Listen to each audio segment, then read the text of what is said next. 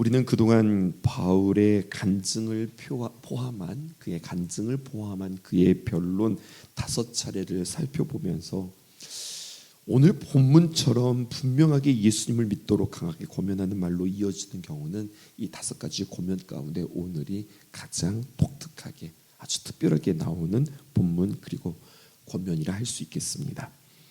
이렇게 신분이 높은 사람들 앞에서 예수님을 믿고 주로 영접하라고 권고할 때 바울의 마음속에는 간절한 소망, 내가 저들에게 이렇게 전하는데 하나님의 귀한 말씀 복음이 저들에게 꼭 담겼으면 좋겠다라고 하는 간절한 소망, 또 큰 기쁨, 희열이 그에게 있었습니다. 큰 기쁨과 희열이라고 하는 것은 아니 내가 이들에게 어떻게 이렇게 복음을 전할 수 있지? 내가 이들을 어떻게 이렇게 만날 수 있지? 이러한 놀라운 기쁨입니다. 그리고 이것은 그래 하나님이 도우시구나. 하나님의 역사가 아니고 내가 이 자리에 이렇게 올 수 없구나. 이런 희열, 이런 감격이 있었다는 겁니다. 만약에요 그가 사슬에 매여 있지 않았더라면 오히려 이런 기회를 갖는다는 것 이것은 불가능했을 것입니다. 바울이 사슬에 매였기 때문에 한 자리, 다시 말하여서 유대인의 왕과 그리고 이방인 총독에게 복음을 전할 수 있었던 것입니다. 이것이 하나님의 역사요, 하나님의 섭리라 우리는 이렇게 이야기할 수 있겠어요. 오늘 본문은요 그가 지금까지 해왔던 예수님에 대한 증거에 어찌 보면 최고의 절정의 모습이라 그렇게 전할 수 있겠습니다. 특별히 오늘 저와 여러분들이 함께 묵상할 말씀은요 29절에 있는 말씀이에요. 우리 29절 함께 읽어보실까요? 시작. 바울이 이르되 말이 적으나 많으나 당신뿐만 아니라 오늘 내 말을 듣는 모든 사람도 다 이렇게 결박된 것 외에는 나와 같이 되기를 하나님께 원하나이다. 모든 사람도 나처럼 이렇게 결박되어진 거, 묶여진 거 이거 말고 다른 것, 모든 사람들이 이거 말고 나와 같이 되어지기를 내가 하나님께 간절히 원합니다. 내가 그렇게 되어지기를 기도합니다. 이런 뜻인 거죠. 여러분 어떻게 이렇게 말할 수 있을까요? 쉽게 말하면 거예요. 여러분 정말로 여러분들이 저랑 똑같았으면 좋겠어요. 여러분 저와 똑같은 여러분들 되어지기를 원합니다. 이렇게 지금 사도 바울이 이야기하는 거죠. 어찌 보면 어디서 나온 이런 자신감일까? 어떻게 보면 좀 교만해 보이기도 하는 그러한 소리입니다. 그런데 결코 교만한 말이 아니라는 것이 지금 사도 바울은 어떤 상황에서 말씀 전하고 있는 거예요? 결박당한 상황이잖아요. 묶여있는 상황이잖아요. 지금 재판받는 죄인이라고 하는 처지에서 나와 같이 되기를 원합니다 라고 하는 것은 이건 교만한 말은 아니구나 우리는 알 수 있겠죠. 게다가요 사도 바울은요 늘 자기 자신을 누구로 표현했냐면 죄인이라고 표현했다고요. 여기 좀 더 집중해 볼게요. 로마서 7장과 8장에 분기점이 있는데 로마서 7장에서는 그가 어떻게 고백하냐면 오호라 나는 곤고한 사람이로다. 이 사망의 몸에서 누가 나를 건져내랴 라고 하면서 자신의 연약함, 자신의 부족함, 나 참 괴로운 사람이다 이렇게 이야기하는 거예요.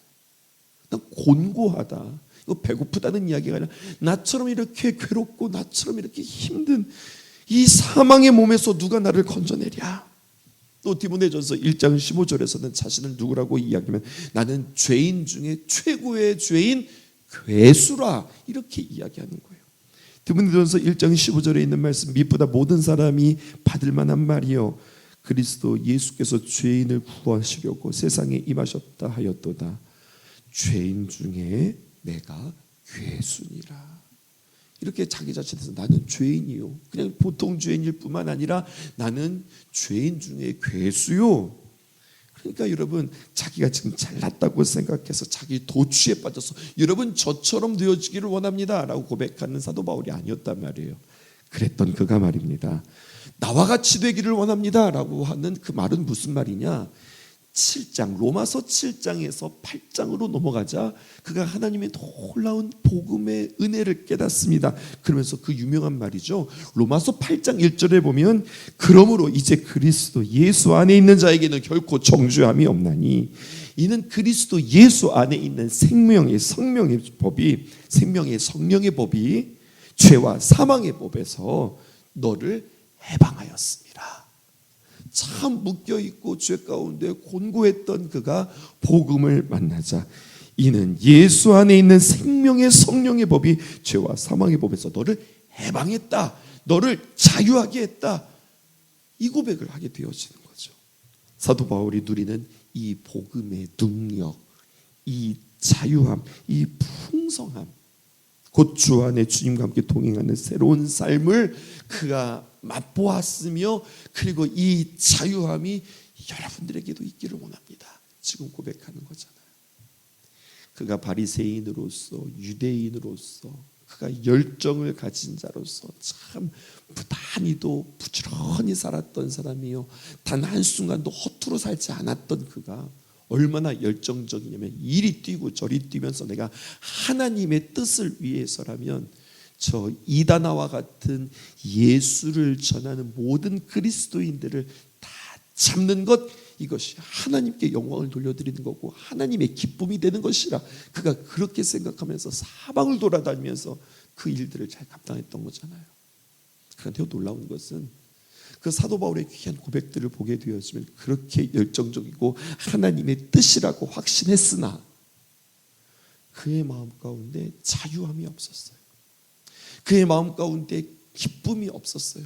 그 안에 충만함이 없었단 말입니다.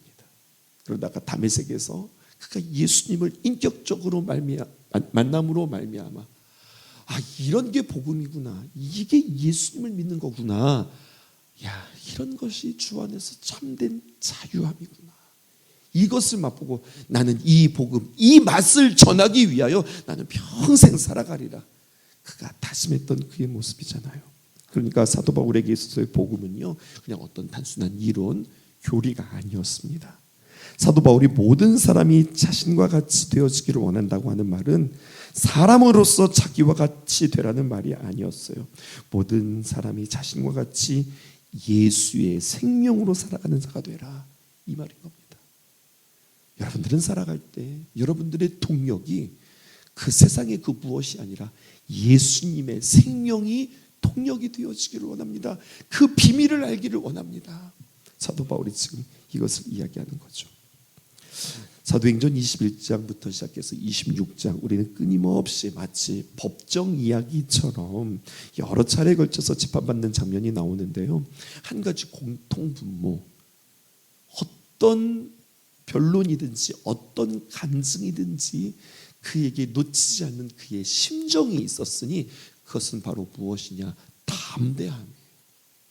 조금 더 흔들리지 않고 담대함으로 하나님 앞에 귀한 말씀을 총독에게든지 아니면 유대의 왕이든지 아니면 그 당시에 최고의 권력기관이었던 사내들인 공회에서든지 아니면 천부장 앞에서든지 그는 담대하게 이야기해요. 그러다가 이 말씀을 묵상하는 가운데 요한복음 14장에 있는 말씀이 새롭게 해석되었어요. 요한복음 14장은 소망장이라고 그랬어요. 대부분 장례식장에서, 아니면 소망이 필요한 이들에게, 이제 생명을 다하는 이들에게 말씀 전하는 본문으로 유명하거든요. 잘하는 말씀이에요. 요한복음 14장 1절에 보면 너희는 마음에 근심하지 말라, 하나님을 믿으니 또 나를 믿으라, 내 아버지 집에 거할 곳이 많도다. 여러분 잘 아는 말씀이죠. 그런데요, 이 말씀이 어떻게 새롭게 되어지냐면, 여러분 두려움, 근심, 이것의 반대는 용기, 담대함이 아니라 근심의 반대말은 뭐라고 늘 여러분들에게 강조했어요? 믿음이라고 그랬죠. 근데 보세요, 너희는 마음에 근심하지 말라, 하나님을 믿으니 또 나를 믿으라. 그러면서 주님께서 뭐라고 말씀해? 너가 믿어야 될 것이 있는데 그것은 내 아버지 집에 거할 곳이 참 많아. 그래서 우리는 아버지의 거할 곳을 천국으로 해석했단 말이에요. 그런데 여러분, 아버지 집에 거한다는 것은 예수님 안에라고도 해석이 되어지는 거예요. 예수님 안에 있으면 우리가 죽어서 천국 가는 것뿐만 아니라 우리가 이 땅에 살아가면서 주님 안에 거하는 것, 아버지 집에 거하는 것, 아버지 품 안에 거하는 것, 주님의 그 속 안에 내가 거하는 것. 그래서 내가 주님 안에 있고 주님이 내 안에 있는 그는 이 땅에 살아가는 가운데 담대하게 살아갈 수 있다는 거예요. 누구처럼요? 사도 바울처럼요. 어디에 있든지, 누구 앞에 있든지, 사내들인 공회 앞에 있든지, 재판 장소에 있든지, 왕 앞에 있든지, 대제사장 앞에 있든지, 여러분 담대할 수 있는 이유는 내가 지금 이 땅을 이렇게 살아가지만 우리가 영적으로 볼 때 나는 지금 늘 어디 안에서 살아가는 거예요? 주님 안에서 살아간다. 주님 안에 거한다. 이것을 내가 실질적으로 느끼고 경험하고 그리고 고백하고 내가 그것들이 내 안에 정말로 실제가 되어질 때 나는 이 땅에 살아가면서 정말로 누리는 삶, 풍성한 삶, 자유하는 삶, 그리고 어떤 일들을 만나든지 담대한 삶, 그래서 세상이 감당할 수 없는 사람이 되어지는 거죠. 오늘 2절 말씀에 보면 이런 표현이 있습니다. 재판받는 것이 너무 다행이라고 이야기하는 거예요. 여러분 이렇게 말하는 사람 앞에서 누가 당해낼 자가 있습니까? 2절 말씀 전에 본문인데요. 아그리빠 왕이요 유대인이 모든 송사하는 일을 오늘 당신 앞에서 변명하게 된 것은 다행히 여기옵나이다. 다행히 여긴다는 말, 지금 이런 말을 할 상황인가요? 바울이 처한 상황은요 이렇게 여유 부릴 상황이 아닙니다. 사느냐 죽느냐 하는 문제가 그 앞에 있는 거예요. 어떤 죄목인가 이것이 지금 결정되어지는 순간이란 말입니다. 그런데요 바울은 조금도 두려워하거나 조급해하는 기색이 전혀 없는 것. 도대체 뭐가 다행이란 말인가? 재판받음으로 말미암아 아그리빠 왕에게 복음을 증거할 수 있는 것이 참 다행이에요.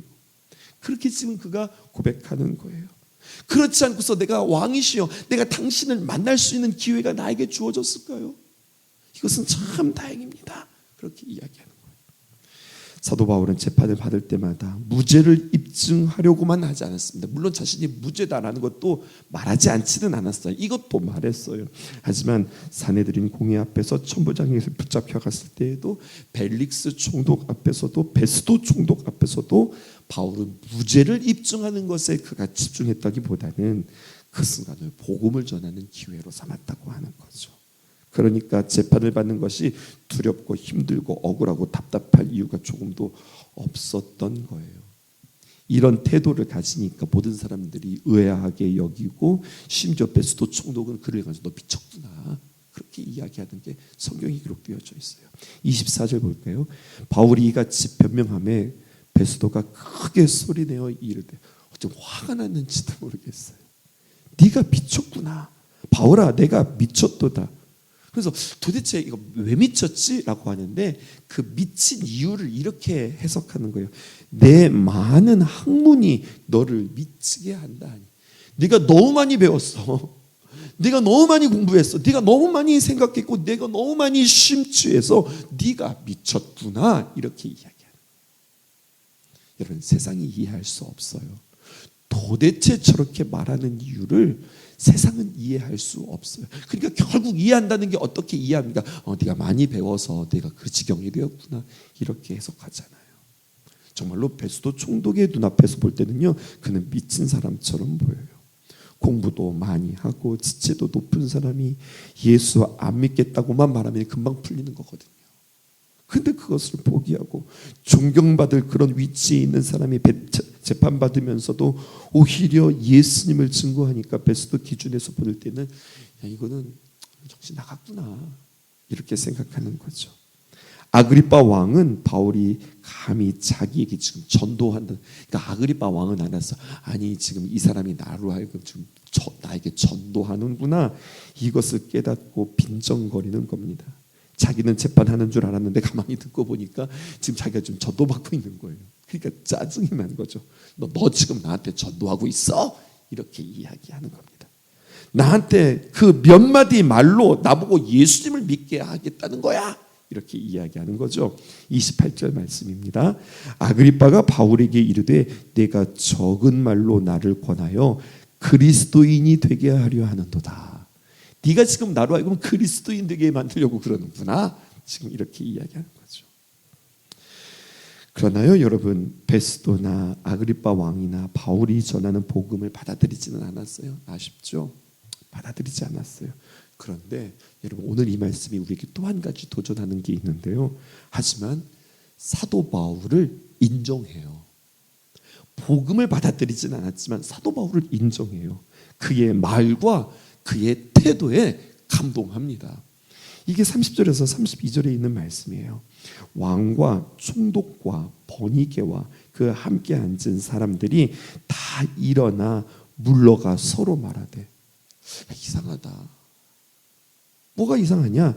이 사람은 사형이냐 결박을 당할 만한 행위가 없다 하더라. 이에 아그리빠가 베스도에게 이르되, 이 사람이 만일 가이사에게 상소하지 아니하였더라면 석방될 수 있을 뻔하였다. 지금 이렇게 이야기하는 거예요. 보통 사람 아니구나. 어떤 저런 사람이 있어. 자기 이제까지 수만 건의 재판을 해보았지만 이런 재판의 경우는 처음 만나는 거예요. 바울처럼 이렇게 당당하게 그러면서도 평안하게 하나님의 귀한 복음을 전하는 모습을 본 사람이 없는 겁니다. 죽일 죄는 전혀 없고 당장 풀어줘도 되는 상황입니다.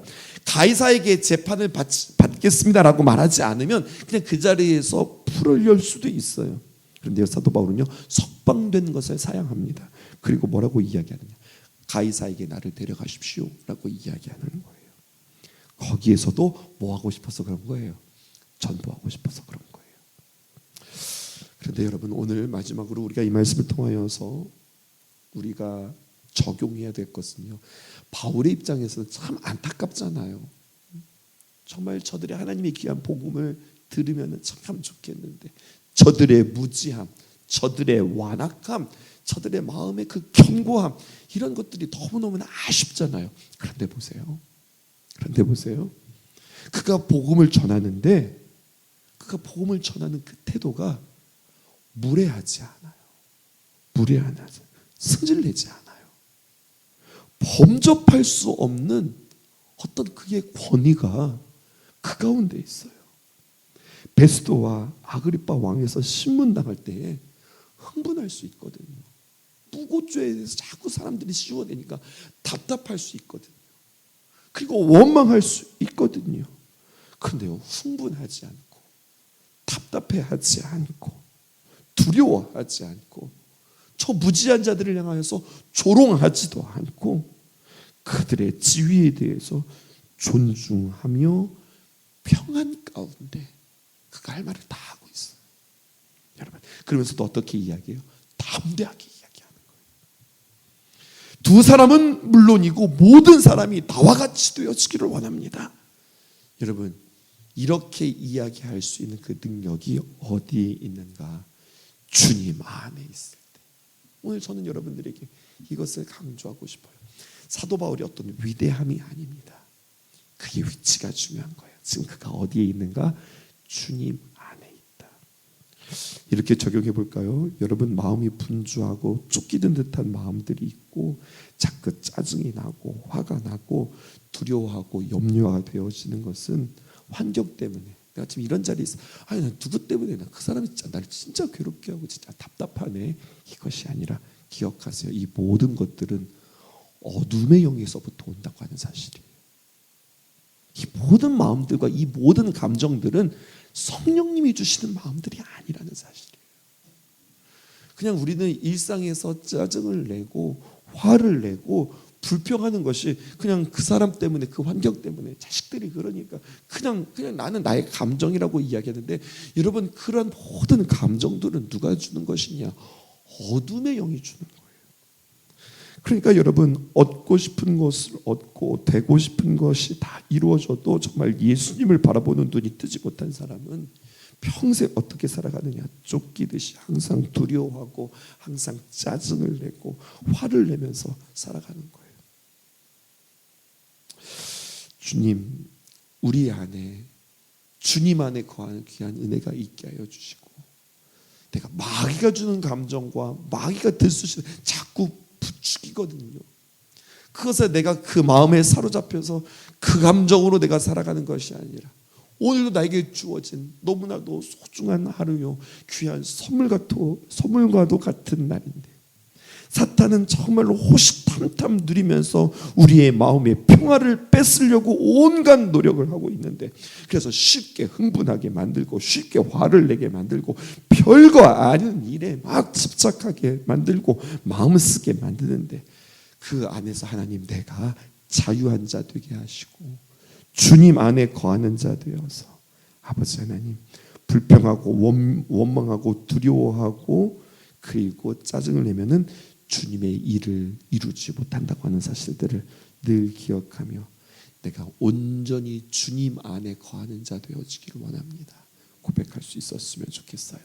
그럼 구체적으로 어떻게 하는 것이 우리가 주님 안에 거하는 것일까요? 어떻게 하는 것이 내가 주님 안에 거하는 거지? 여러분, 나의 입술로 우리의 믿음의 선포가 우리의 삶의 현실이 되어지는 겁니다. 순간순간마다 나는 주님 안에 있습니다. 나는 주님 안에 거하기를 원합니다. 오늘도 나는 주님과 함께 동행하기 원합니다. 순간순간 고백하실 수 있기를 주님의 이름으로 축복합니다. 우리의 입술의 고백으로 말미암아 여러분들 구원 얻는 거잖아요. 임종 앞에 있는 사람들에게 여러분, 목사가 가서 예수님을 영접하면서 어떻게 합니까? 그의 입술로 고백하게 만들잖아요. 성도님, 집사님, 권사님, 이 시간 예수님이 당신 안에 거하기를 소원하십니다. 마음의 문을 두드리십니다. 예수님을 내 안에 영접하시겠습니까? 그렇다고 그래요. 아니요. 그 믿음을 입술로 고백하세요. 입술로 시인하여 구원에 이른다 하였습니다. 고백하실 수 있겠습니까? 예. 아멘으로 고백하실 수 있습니까? 우리 성경적으로 아멘으로 고백하실 수 있습니까? 아멘. 고백하는 거거든요. 근데 여러분, 이것이 비단 임종을 앞에 둔 사람들에게 필요한 선포요 고백일까요? 우리의 삶에서도 마찬가지란 이야기예요. 우리의 매 순간 가운데도 그 고백이 입술로 시인하여 구원에 이르느니라. 아멘이세요? 그러면 내가 이 주님의 놀라운 이 고귀한 진리의 말씀에 대하여 내가 입술로 선포하고 내가 오늘도 주님과 함께 동행합니다. 주님, 나의 더러운 정욕과 나의 악한 감정과 내 마음들이 예수님의 십자가 안에서 죽게 하소서. 오직 내 안에서 성령께서 일하여 주시옵소서. 오늘도 나에게 평안을 주시옵소서. 담대하게 말할 수 있도록 주님 도와주십시오. 무릎 꿇어 기도하는 것뿐만 아니라 순간순간 하나님, 오늘도 이런 사람들 만나게 되어지는데, 이런 일들이 나에게 있는데 하나님 도와주세요. 순간순간 고백하며 주님 안에 거하기를 소원할 때 이 놀라운 평안, 이 놀라운 능력, 그 담대함이 있을 것입니다. 주님 안에 거하는 실제의 삶들을 우리가 실천하며 정말 이런 거구나.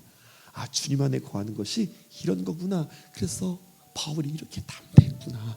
이것을 경험하여 맛보아하는 저와 여러분들 되어지기를 주님의 이름으로 축복합니다. 기도하겠습니다.